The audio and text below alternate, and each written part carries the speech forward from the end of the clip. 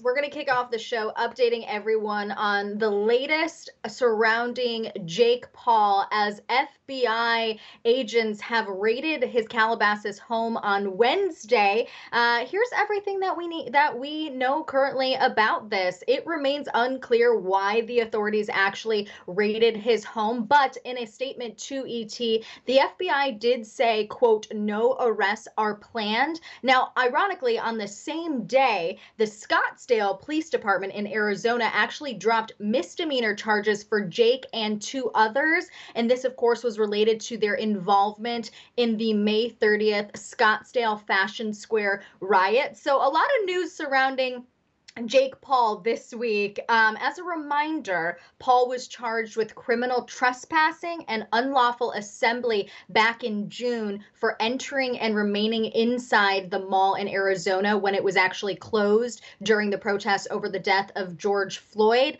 So like I said, a lot of news surrounding Jake Paul right now.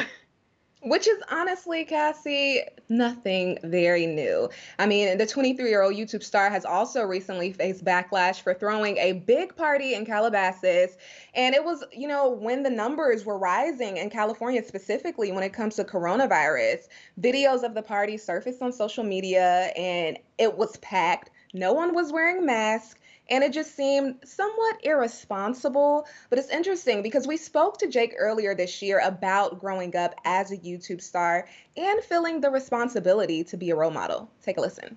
And what's crazy about it is since I was filming every single day, pretty much from the time I was like 17 or 18 till like 21, I didn't get to like live a real life.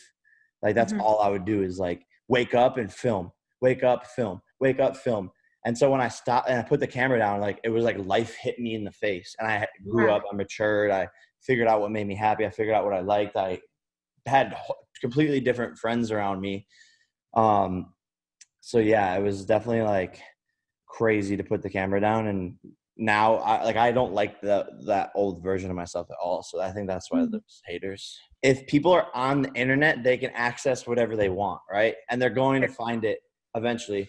But I do have an influence and a responsibility. So I do draw the line. We might need to draw that line a little darker there. I know. A little bit more clear, Jake. A little bit more clear, especially with the platform that you have these days. Right. But we have, of course, reached out to Jake's team and we have not heard back. But of course, we will keep everybody updated as updates come in surrounding Jake Paul.